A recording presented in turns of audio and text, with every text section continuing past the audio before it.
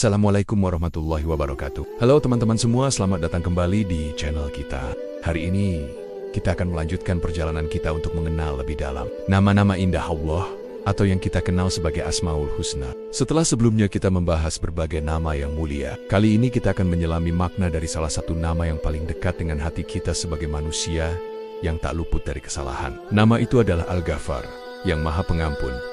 Pernahkah kalian merasa bersalah atas sesuatu? Entah itu kesalahan kecil yang tidak disengaja, atau mungkin kesalahan besar yang terus menghantui pikiran kita. Perasaan bersalah itu wajar, teman-teman. Itu adalah tanda bahwa hati kita masih hidup dan masih bisa membedakan mana yang baik dan buruk. Tapi, yang lebih penting dari sekadar merasa bersalah adalah apa yang kita lakukan setelahnya. Disinilah keindahan nama Allah, Al-Ghaffar, menjadi cahaya penuntun bagi kita. Al-Ghaffar berasal dari kata ghafara yang artinya menutupi. Jadi, ketika Allah mengampuni kita, Dia bukan hanya memaafkan, tetapi Dia juga menutupi dosa dan kesalahan kita. Bayangkan, aib kita ditutup rapat-rapat, seolah-olah tidak pernah terjadi.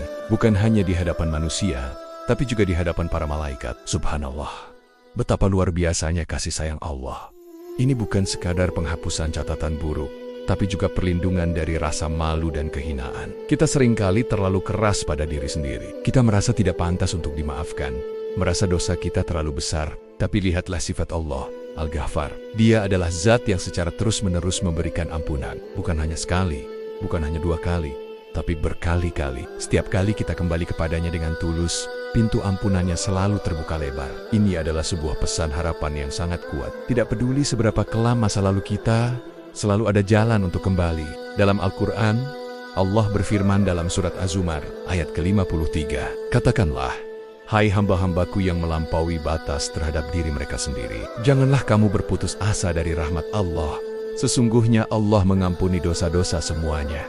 Sesungguhnya Dialah yang Maha Pengampun lagi Maha Penyayang. Ayat ini adalah undangan langsung dari Allah kepada kita semua. Tidak ada syarat kecuali dosa ini atau kecuali dosa itu.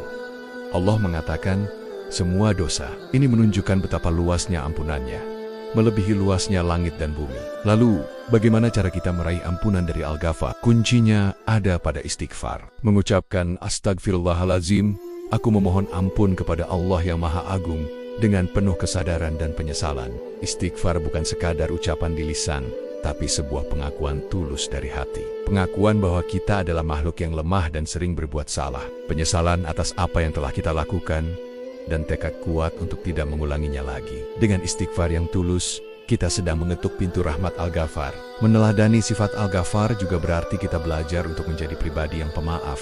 Sebagaimana kita mendambakan ampunan dari Allah, kita juga harus belajar untuk memaafkan kesalahan orang lain terhadap kita. Memang tidak mudah, terkadang luka yang ditimbulkan terasa begitu dalam. Tapi dengan mengingat betapa Maha Pengampunnya Allah terhadap dosa-dosa kita yang mungkin jauh lebih besar, semoga itu bisa melembutkan hati kita untuk memaafkan sesama. Memberi maaf itu membebaskan, bukan hanya membebaskan orang yang kita maafkan, tapi yang terpenting, membebaskan diri kita sendiri dari beban dendam dan kebencian. Jadi teman-teman, jangan pernah merasa putus asa. Jangan biarkan setan membisikkan bahwa dosa kita terlalu besar untuk diampuni. Ingatlah selalu, kita punya Tuhan yang Maha Pengampun, Al-Ghaffar. Dia selalu menunggu kita untuk kembali. Dia rindu mendengar rintihan taubat kita. Mari kita perbanyak istighfar dalam setiap kesempatan, di saat lapang maupun sempit. Semoga Allah senantiasa menutupi aib-aib kita, mengampuni segala dosa kita, dan membimbing kita untuk menjadi pribadi yang lebih baik setiap harinya. Terima kasih sudah menyimak video ini sampai selesai. Semoga apa yang kita bahas hari ini bisa menjadi pengingat dan penyejuk hati bagi kita semua. Jangan lupa untuk share video ini ke teman-teman dan keluarga kalian, agar manfaatnya bisa tersebar lebih luas. Sampai jumpa di pembahasan Asmaul Husna selanjutnya. Wassalamualaikum warahmatullahi wabarakatuh.